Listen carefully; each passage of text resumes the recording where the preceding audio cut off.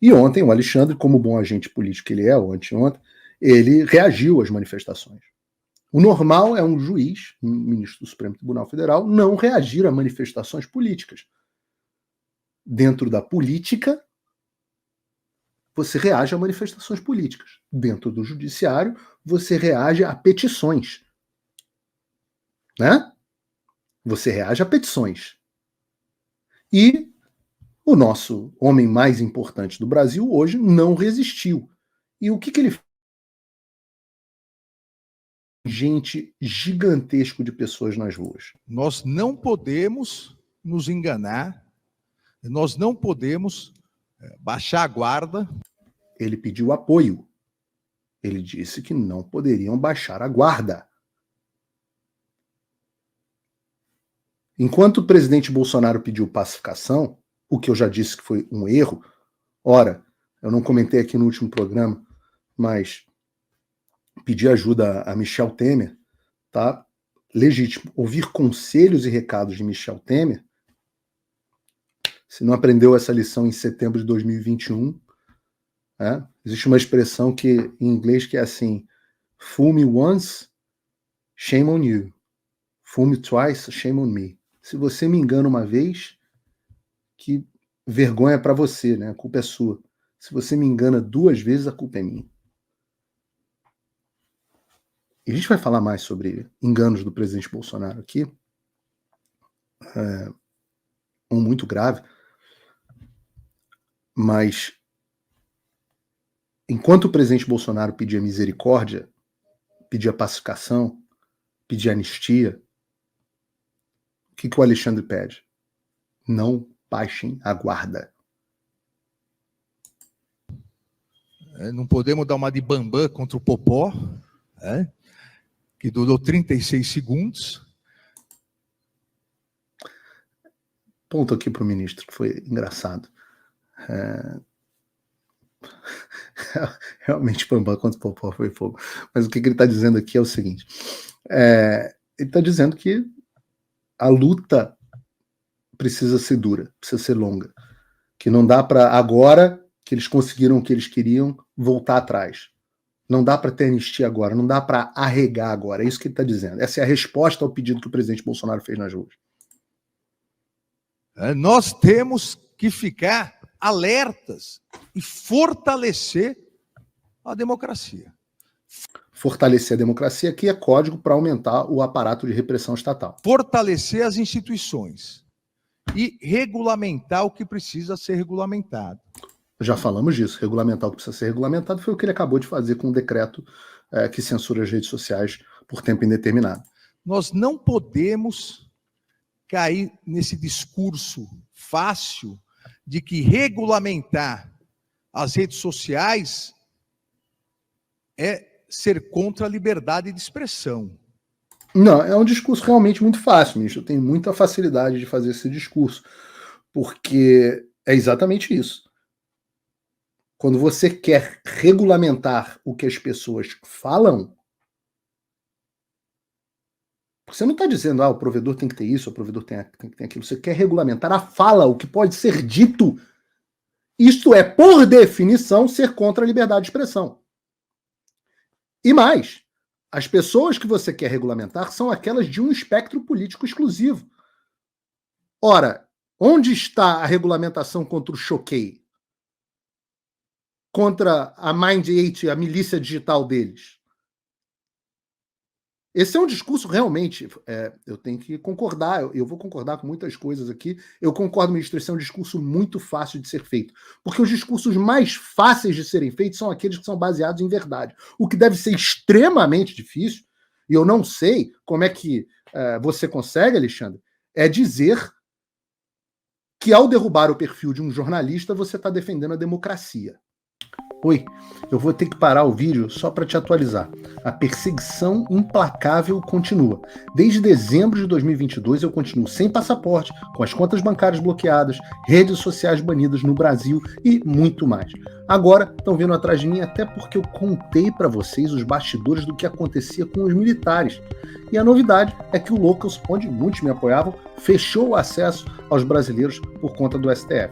Então criei uma nova forma de você me apoiar diretamente. Você pode ser agora meu apoiador com uma pequena quantia por mês e ter acesso a vários conteúdos exclusivos, ou você pode agora também ser o meu patrono e passar a integrar comigo o meu grupo de elite, um grupo fechado de WhatsApp só para os patronos, além de fazer reuniões de Zoom mensais comigo para a gente discutir a situação do Brasil e do mundo. Se você quer que eu continue fazendo o meu trabalho, me apoia, use o link na descrição e eu garanto que eu vou continuar fazendo a minha parte. Muito obrigado.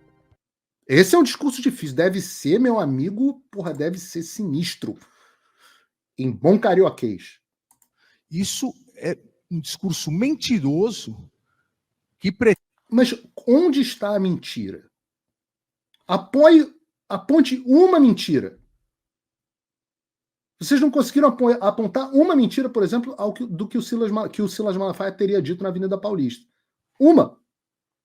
Como isso é um discurso mentiroso? Eu me disponho a debater com qualquer pessoa relevante sobre o tema da censura na internet. Qualquer um. Tem que ser alguém relevante, vai botar para debater com o bêbado na rua, que talvez tenha argumentos melhores do que esses aqui proferidos, mas ainda assim. Eu provo que o que eu estou falando é verdade, porque eu amo a verdade. A verdade é Jesus. Ele diz, eu sou o caminho, a verdade e a vida. Então a verdade é Jesus. É o Logos. É o verbo. O pai da mentira é outro. O discurso mentiroso, o pai da mentira é outro.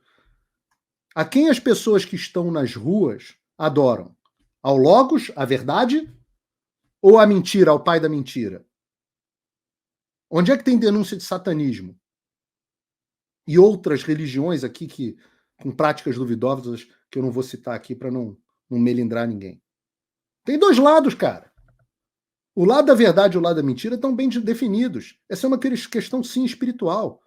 Pretende propagar e continuar propagando o discurso de ódio, a lavagem cerebral que é feita em milhões e milhões de pessoas. Olha aqui, lavagem cerebral que é feita em milhões e milhões de pessoas.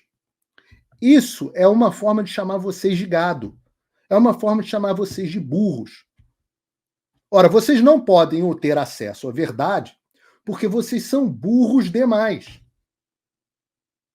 O TSE chegou no ano passado, no ano retrasado, a retirar reportagens que, apesar de verdadeiras, dos fatos verídicos, levavam o público a conclusões equivocadas. Tipo Lula, PCC, Farc, Ortega e etc. Eu brinco sempre. Ele brinca. Ele é zoeiro. Eu tenho eu gosto dessa coisa. O Alexandre tem algumas características que eu gosto. Uma delas é que ele é muito corajoso, forte, parece que malha, faz, sei lá, boxe tailandês, não sei, Muay Thai, mas, e a outra é que ele é zoeiro. Eu acho isso legal. Para mim, bastaria um artigo. Agora onde a gente vai concordar. O que não pode no mundo real, não pode no mundo virtual. Fechado. Tamo junto. Fechado. Manda esse projeto pro Congresso, eu vou fazer campanha todos os dias. O que não pode... Mas é que já tem um negócio de marco civil na internet que diz mais ou menos isso, né? Mas eu topo esse artigo. Regulação das redes sociais. Artigo 1. O que não pode no mundo real, não pode no mundo virtual. Maravilha. Você pode subir num caixote na Cinelândia, no Rio de Janeiro, e dizer, Alexandre de Moraes é um ditador, Alexandre de Moraes é um fascino, as urnas eletrônicas foram, sei lá o que, eu não vou ficar falando aqui. Você pode dizer isso? Pode. Pode. Se você cometer uma calúnia, uma injúria, uma difamação, você é processado na justiça comum, você apresenta suas provas, se defende, etc, etc. Alexandre, tamo junto, chegamos a um acordo. Eu tinha certeza que esse dia chegaria. As pessoas queriam a sua cabeça, eu falava, não, o Alexandre vai recuperar o bom senso. Eu sou um otimista. Esse artigo é o artigo perfeito. Ora, vamos para o mundo real. No mundo real, o Supremo Tribunal Federal pode determinar, caso eu publique um livro com uma tese, o Supremo Tribunal Federal pode determinar que queimem os meus livros? Só o Supremo Tribunal Federal do Hitler podia isso. Né? Tem uns momentos bacanas aí que as pessoas queimaram livros. O pessoal acusa até a Igreja Católica disso. Eu acho essa acusação um pouco exagerada. Mas já teve muitos momentos onde livros foram queimados. Mas não pode, não é isso? Porque eu tenho o direito de publicar o que eu quiser. E aí, se for falso, calúnia, injúria e difamação. Isso, no mundo real, igual no mundo virtual. Por que no mundo virtual você pode derrubar jornal? Você pode impedir um jornalista de publicar um livro? Se eu quiser amanhã fechar um contrato com a Record, sei lá, não sei qual é o nome da editora, acho que é Record. E ela quiser publicar um livro do Paulo Figueiredo. Você pode me impedir preventivamente de publicar qualquer livro? Não. Mas por que você pode impedir minhas redes sociais de publicarem coisa? Por que o Monark não pode fazer podcast? O mundo real. O seu artigo, a sua lei é igual à minha. O que vale no mundo virtual vale no mundo real. Simples. Simples. Nem mais, nem menos. Nem menos. Tamo junto. O que as mídias tradicionais não podem e são responsabilizadas se fizerem, também não podem no mundo virtual. E o mundo... Mas tá tudo certo. Até aí, tá tudo certo. Embora indivíduos e imprensa não sejam a mesma coisa. Gozem de benefícios, inclusive, de legislação diferente. Mas tá tudo certo, tamo junto. Não só o Brasil está percebendo isso. Ele fala, não só o Brasil está percebendo isso. E aqui num outro trecho, que não está nesse vídeo, ele fala que o mundo inteiro está vindo copiar o Brasil. Eu tenho, está indo, né? No caso, eu não estou no Brasil. Copiar o Brasil. Pô, vocês têm, deve estar acontecendo mesmo. Xi Jinping, Cuba, Venezuela. Porque eu vou dar exemplos. A banição de perfis de rede social do Alexandre só tem paralelos na China e na Coreia do Norte. Não há um outro país em que isso tenha acontecido. Zero. Eu vou dizer para vocês, a gente tem muito medo que às vezes a gente fique igual a Venezuela, né? Eu digo a vocês, os opositores do Maduro estão tuitando normalmente. O país que está se aproximando mais ao que o Brasil tem feito, e há movimentos, leiam a declaração de Westminster, até que a nossa querida Ana Paula Henkel é signatária, um evento lá feito em Westminster, em Londres. Há ameaças à liberdade de expressão no mundo inteiro. A Alemanha criou legislações duras, a Europa criou legislações duras, etc, etc. Aqui nos Estados Unidos tem persistido. Mas por que o mundo inteiro está indo atrás do Alexandre? Isso é verdade. Isso é verdade. O mundo inteiro ditatorial está querendo descobrir como ele conseguiu fazer para silenciar os seus opositores. Quando a gente está falando do mundo inteiro, a gente não está falando dos países que são chamados de um mundo livre. Não está falando dos defensores da liberdade. E vamos falar mais sobre liberdade em breve.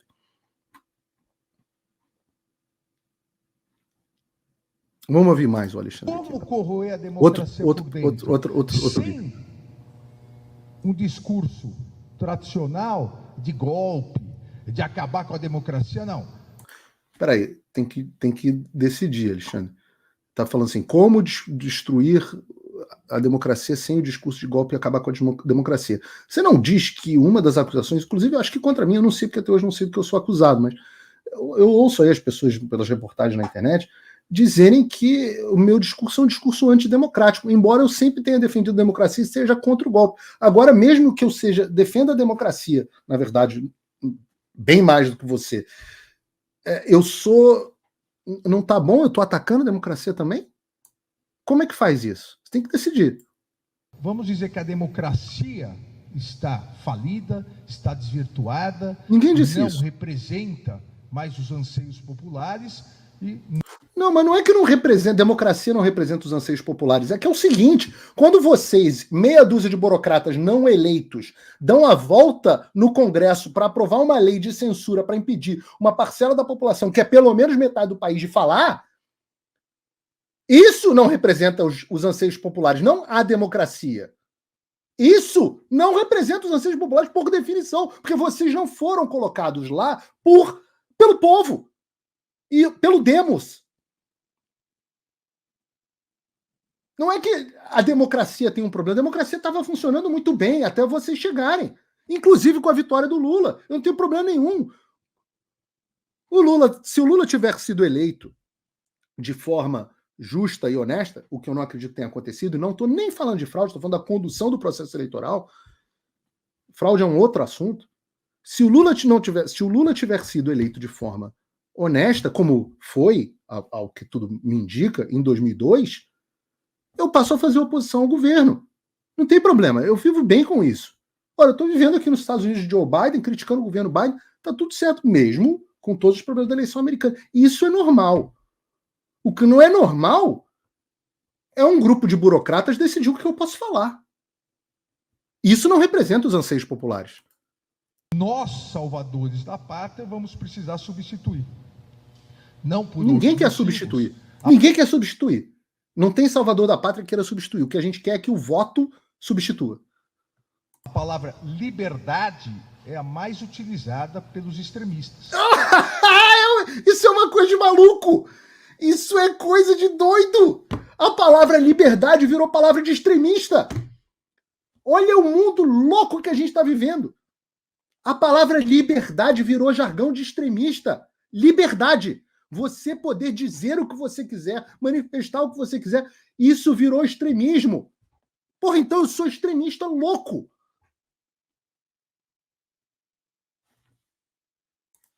E aí se começou a produção, uma produção financiada com vídeos bem feitos. Vídeos bem feitos.